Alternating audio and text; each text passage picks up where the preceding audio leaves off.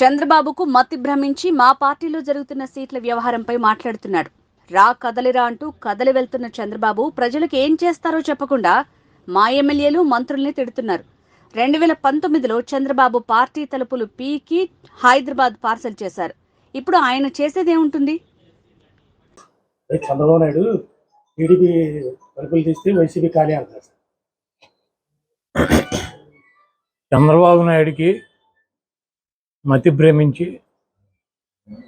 మా పార్టీలో జరుగుతున్నటువంటి సీట్ల మార్పులు చేర్పుల గురించి, అదేవిధంగా రా కదలరా అని చెప్పి ఈయన కదిలి వెళుతూ వాళ్ళ దగ్గరికి ఉపన్యాసాల్లో అక్కడ ఉన్నటువంటి శాసనసభ్యుల్ని, మా మంత్రుల్ని, మా ముఖ్యమంత్రిని ఆయనకి నోటికి ఇష్టం వచ్చినట్టు ఇట్టే కార్యక్రమం పెట్టుకున్నాడు. ప్రజలకు ఏం చేస్తానన్నది చెప్పట్లేదు.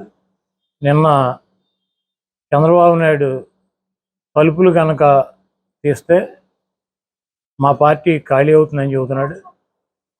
చంద్రబాబు నాయుడు కొంప గోడు తలుపులు అన్నీ కూడా 2019లో ఈ రాష్ట్ర ప్రజలు పీకి ఆయన్ని హైదరాబాద్ పార్సిల్ చేశారు. చంద్రబాబు నాయుడు వయసు వచ్చింది కానీ బుద్ధి రాల. జగన్మోహన్ రెడ్డి గారు అధికారంలో ఉండి ఈరోజు 58 మంది అభ్యర్థులను మార్చాడు. ఇంకో 10 మందో 12 మందో 15 మందో ఈ 1-2 రోజుల్లో కూడా మార్చి 175 మంది శాసనసభ్యులు, 25 మంది ఎంపీలు లిస్టుని అనౌన్స్ చేస్తున్నాడు. దాంట్లో ఒక 5-10 మందో సీట్లు రానాళ్ళు చంద్రబాబు దగ్గర మేము తీసేసిన వాళ్ళం చంద్రబాబు నాయుడు తలుపులు తెస్తే చంద్రబాబు నాయుడు దగ్గర చేరుతారు.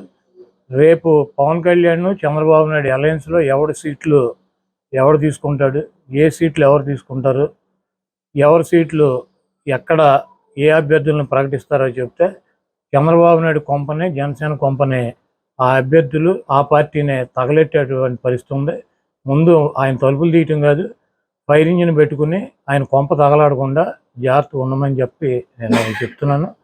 చంద్రబాబు నాయుడు క్రెడిబిలిటీ లేని నాయకుడు. బాబు భరోసా అని చెప్పి రోడ్లు ఎమ్మడి తిప్పుతున్నాడు. 3 సార్లు ముఖ్యమంత్రి అయ్యాడు. 600 వాగ్దానాలు ఇచ్చి ఏ వాగ్దానాన్ని నెరవేర్చినటువంటి చరిత్ర లేనటువంటి, క్రెడిబిలిటీ లేనటువంటి నాయకుడు ఈ రాష్ట్ర ప్రజల దృష్టిలో ఉన్నాడు. జగన్మోహన్ రెడ్డి గారు ఇచ్చినటువంటి మాట కట్టుబడి ఉండేటువంటి వ్యక్తి. జగన్మోహన్ రెడ్డి గారు 5 సంవత్సరాలు ఆయన ఇచ్చినటువంటి మేనిఫెస్టోని అమలు చేశాడు. మళ్ళీ మేము కొత్త మేనిఫెస్టోతో వస్తాము. చంద్రబాబు నాయుడికి దిమ్మ తిరుగుద్ది. చంద్రబాబు నాయుడికి ఈసారి ప్రతిపక్ష హోదా కూడా వచ్చే పరిస్థితి లేదు.